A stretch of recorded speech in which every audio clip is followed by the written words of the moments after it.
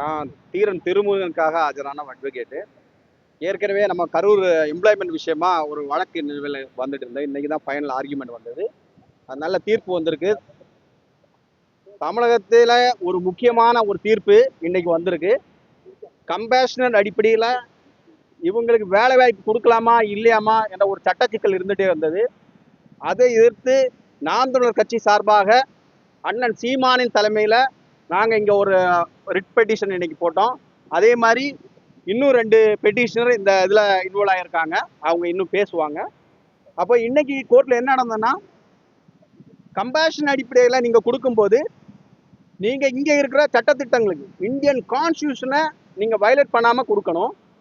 ஏற்கனவே honourable supreme court நிறைய guidance கொடுத்துருக்கு, ரெகுலேஷன் கொடுத்துருக்காங்க. அதை நீங்கள் ஃபாலோ பண்ணி தான் நீங்கள் கம்பேஷன் ஆர்டர் போடணும்.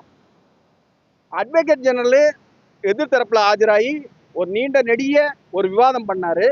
அப்படி இருந்தாலும் நம்ம கான்ஸ்டியூஷனை தூக்கி பிடித்து நம்முடைய ஆர்கியூமெண்ட்டை கொண்டு போனோம். அதன் பொருட்டு இன்றைக்கு மாண்புகு உயர் நீதிமன்றம் ஒரு அருமையான தீர்ப்பை கொடுத்துருக்கு. இந்த தீர்ப்பு உண்மையிலே தமிழகத்தில் எடுத்து சொல்ல வேண்டிய ஒரு தீர்ப்பாக இன்னும் வருங்காலத்தில் இருக்கும்.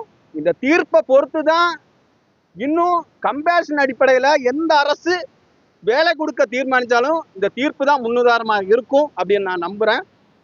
மெயினாக என்ன சொன்னாங்களா, இந்த தீர்ப்பில் ஏற்கனவே கம்பேஷன் அடிப்படையில் வாரிசார்கள் கியூவில் நிற்கிறாங்க. அவங்களையும் தாண்டி நீங்கள் எப்படி இந்த கம்பேஷன் அடிப்படையில் இப்படி ஒரு ஆர்டரை கொடுப்பீங்க? அது இல்லாமல் அரசு வாகனங்கள் மோதி இறக்குபவர்கள் நீங்கள் கம்பேஷன் அடிப்படையில் இதே மாதிரி வேலைகளை கொடுப்பீங்களா அப்படின்னு ஒரு முக்கியமான கேள்வியை வச்சாங்க.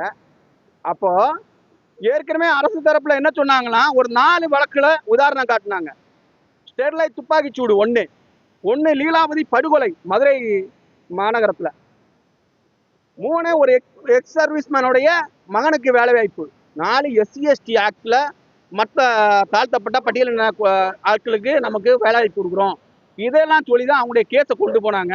ஆக்சுவலி இதில் என்னன்னா, இந்த 4 கேஸை நீங்கள் அவங்க ரிலை பண்ணால் கூட இந்த கரூர் இன்சிடென்ட் இந்த 4 கேஸுக்குள்ளே வருமா அப்படின்னு ஒரு பெரிய கொஸ்டின் மார்க் இருக்கு. அது எங்கேயுமே அவங்க திடமாக சொல்லலை, ஆமாம் இதுக்குள்ளே வரும் அப்படின்னு சொல்லலை. இந்த 4 கேஸையும் பார்த்தீங்கன்னா எல்லாமே ஸ்டேட்டோட இன்வால்மெண்ட் இருக்கும். அது இல்லாமல் அந்த எக்ஸ் சர்வீஸ்மேன் கேஸில் அது கண்டிப்பாக கொடுத்து ஆகணும். ஏன்னா எக்ஸ் சர்வீஸ்மேனோட பிள்ளைகளுக்கு தான் அந்த கம்பேஷன் அடிப்படையில் கொடுக்கணும். வேலையில் இருக்கும்போது இறக்குபவங்களுக்கு தான் அப்படி கம்பேஷன் அடிப்படையில் கொடுக்கணும் விதி இருக்குது.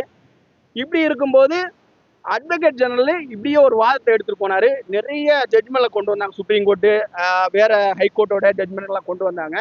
அப்படி இருந்தாலும் இன்னைக்கு இந்த கம்பேஷன் ஆர்டர் ஜியோ நம்பர் 554 ரைட்டா 555544 அந்த ஜியோ 544 செட்டில்சைட் பண்ணிட்டு இந்த ஆர்டர் செல்லாது. அதனால எங்களுக்கு ஆதரவான ஒரு தீர்ப்பு வந்திருக்கு.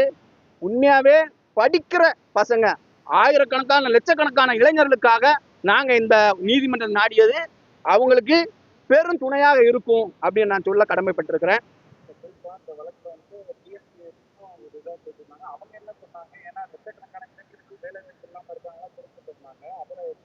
டிஎன்பிசி வந்து ஒரே ஒரு வார்த்தை தான் சொன்னாங்க. அவங்க ஏற்கனவே கவுண்டர்ல சொன்ன அதே வார்த்தை தான், எங்களுக்கு இதுக்கும் சம்பந்தமே இல்லை அப்படின்னு ஒரு வார்த்தையை கொண்டு வந்தாங்க.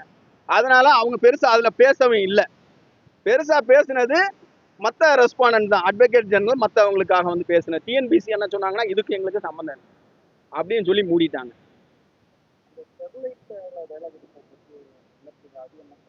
ஸ்டெர்லைட் இழப்பீடு என்பது ஒரு அரசுல நடந்த அரசோட மிஸ்டேக். கரூர் இன்சிடென்ட் அப்படி எடுத்துக்க முடியாது. நான் இங்க கமெண்ட் பண்ண விரும்பல. காரணம் சுப்ரீம் கோர்ட்ல அது பெண்டிங்ல இருக்கு. ஸோ அது அரசோட மிஸ்டேக்கா இல்லை தனிநபர் மிஸ்டேக்கா இல்லை பிளான் பண்ணி பண்ணாங்களா, அது இனிமேல் தான் முடிவாகும்.